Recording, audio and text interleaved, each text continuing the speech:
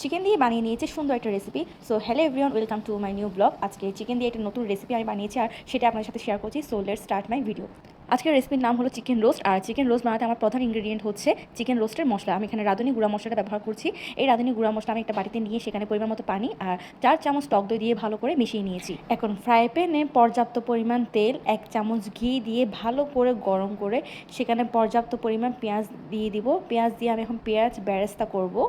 ভাজতে ভাজতে পেঁয়াজগুলো যখন এখন লাল হয়ে যাবে তখন আমি নামিয়ে নেব। এখন সেই সেম তেলে আমি এখন চিকেনগুলোকে ভেজে নিব, ভালো করে একদম লাল লাল করে ভেজে নিব। চিকেনগুলো তো ভাজা শেষ, এখন পালা চিকেন রোস্ট রান্না করা। চিকেন রোস্ট করার জন্য আমি আর কিছু পরিমাণ তেল বাড়িয়ে সেখানে সামান্য পেঁয়াজ কুচি, দারচিনি, এলাচ, লবঙ্গ দিয়ে ভালো করে নেড়ে নিব। সাথে আদা রসুন বাটা দিব 1 চামচ, সাথে পেঁয়াজ বাটা ভালো করে দিয়ে মিশিয়ে নেব। এই মশলাটা কিন্তু অনেকক্ষণ ধরে কষাতে হবে।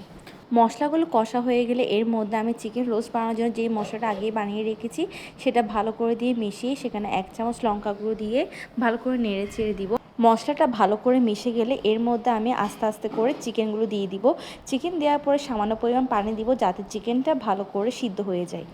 ঢাকা দিয়ে সিদ্ধ করবো 5 মিনিট। 5 মিনিট পর আমি একটু চেক করে নিব আমার চিকেনটা সিদ্ধ হয়ে আসছে কিনা। চিকেনটা সিদ্ধ হয়ে এলে এর মধ্যে আমি দিয়ে দিব হাফ গ্লাস কাজু বাদাম বাটা, সাথে হাফ গ্লাস দুধ। এবার সবগুলো উপকরণ ভালো করে নেড়ে চেড়ে মিশিয়ে নিব। সাথে 2টো কাঁচা লঙ্কা ছিঁড়ে দিব যাতে ফ্লেভারটা ভালো হয়, আর উপর দিয়ে কিছু বেরেস্তা ছিটিয়ে দেব। ঢাকা দিয়ে 5 মিনিট সিদ্ধ করার পর দেখব আমার চিকেনটা ভালো করে রান্না হয়ে গেছে। এর মধ্যে সামান্য একটু কেওড়া জেল দিয়ে ভালো করে নেড়ে চেড়ে আমি চিকেনটা নামিয়ে নিয়েছি। বাস হয়ে গেল চিকেন রোস্ট। একদম সহজ না?